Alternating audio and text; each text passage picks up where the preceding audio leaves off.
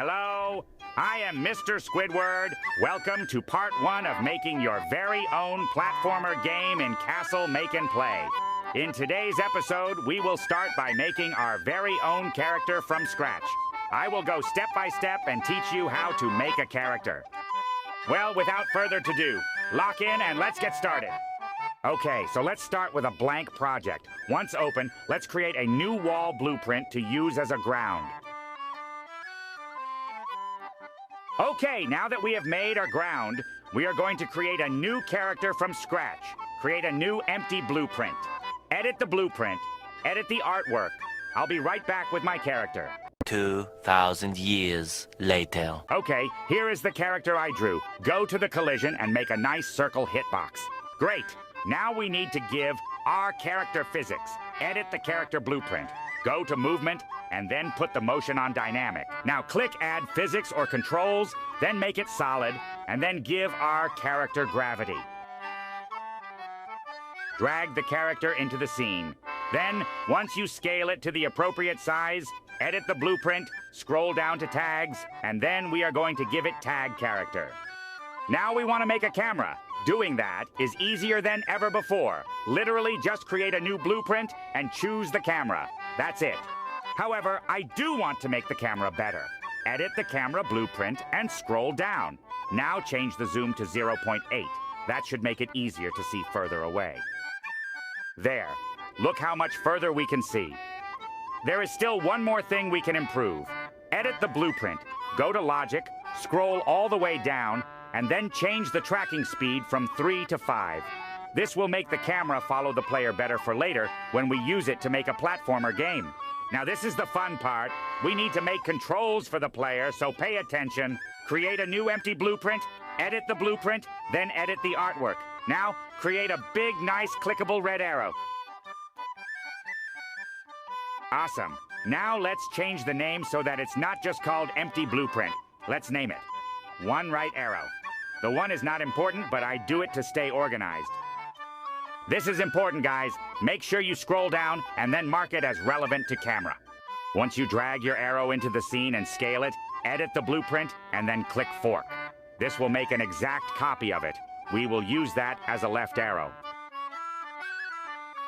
Now drag the left arrow into the scene, and then let's move and scale both of them to fit side by side on the bottom left of the screen to make room for the jump button. I can't seem to get them side by side perfectly. Luckily, I learned a little trick to help make it perfect. Go into the deck settings, then go to layout, and then change the grid size to 0 by 0. This will let me perfectly align the two arrows together.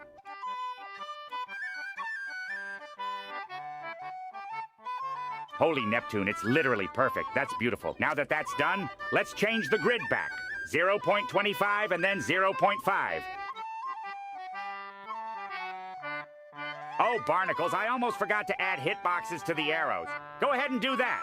Make nice, big, clickable hitboxes so the player has no trouble moving left and right. Sorry to ruin the moment, but now comes the hard part. Pay attention and copy me exactly. I'm going to go slowly so you can follow along. Feel free to skip and screenshot so you can go at your own pace if you'd like.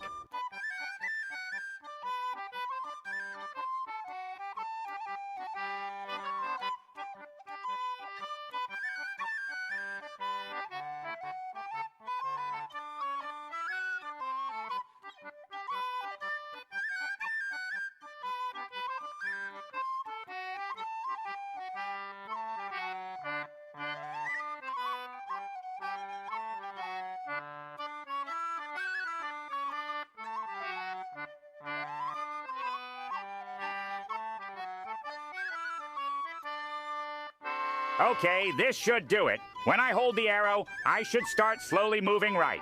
Great, but we're not done yet. Keep following along. I'm gonna keep it slow.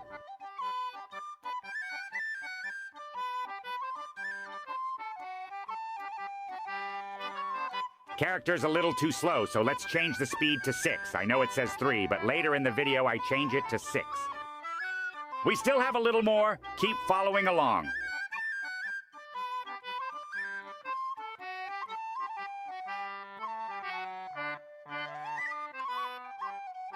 Again, I know it says 180, but change it to 260. I put it at 260 later in the video. Okay, we are on our last bit of logic. Feel free to screenshot this one because we are creating a new one now. Lock in and pay attention.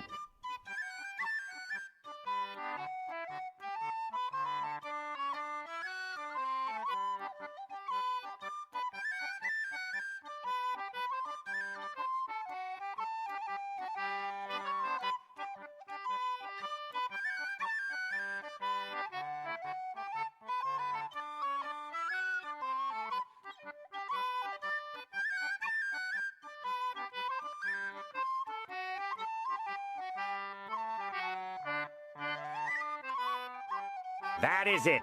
You did it. Good job. For now. We still have the other one to do. Luckily, we can just copy and paste the logic, and that's exactly what we are going to do. Go to the first logic we created, and then click on it, then click copy. After that, go to the left arrow and then paste. Unfortunately, it's not that easy. We have to change some numbers. Again, I know it says -3, but make it -6. Then, for the rotation, make it -260. We are almost done. We still need to copy the second logic we made. Luckily, this one should be easy. Literally, all you have to do is copy and paste. That's it for this one. Congratulations! You now made your movement controls. Now it's time for a jump button, and that will be it for this part. Same thing as the arrows. We will create a new empty blueprint and then make the jump button. A few moments later. Here's what I drew. Now make sure you make a nice big hitbox.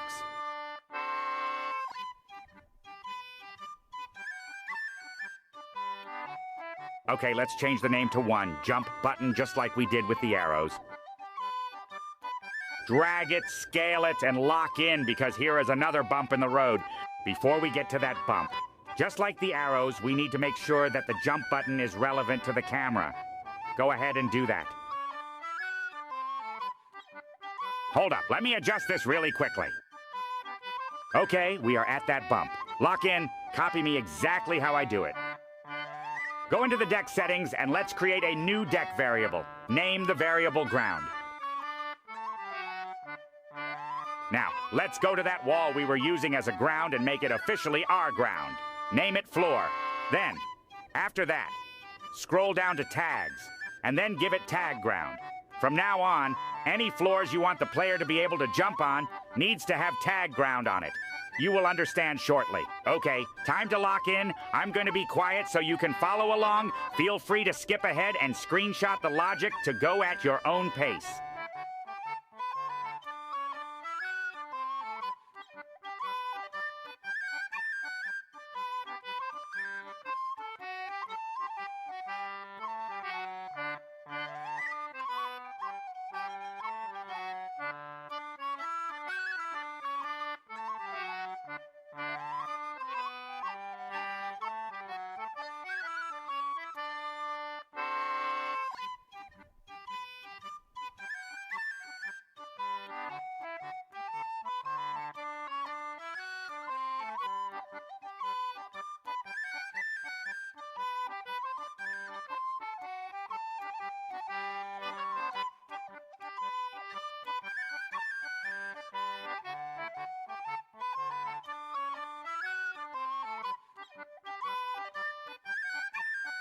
All done. Let's test it. Create a new empty text blueprint, then make it say money sign, and then the variable name, which is ground. So money sign ground. Now you can see that when you click off, it will automatically show you the value of the variable ground, which is defaulted at 0. Basically, the logic makes the variable ground equal 1 when the player is on the ground, and then equal 0 when it goes off the ground. This is important because now we can make the player jump only when it is touching the ground. That way the player can't spam the jump button and fly. Speaking of jump button, it's time to actually make it. Lock in and follow along, or skip and screenshot.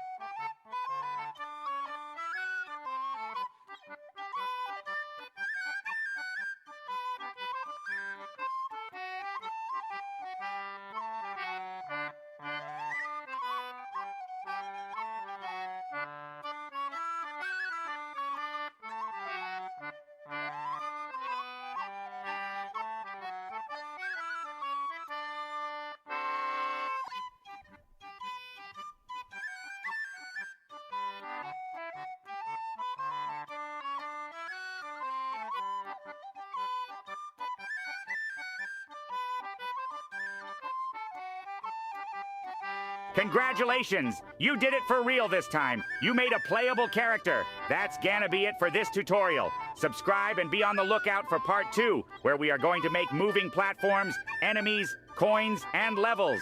Thanks for watching, and I'll see y'all in the next one.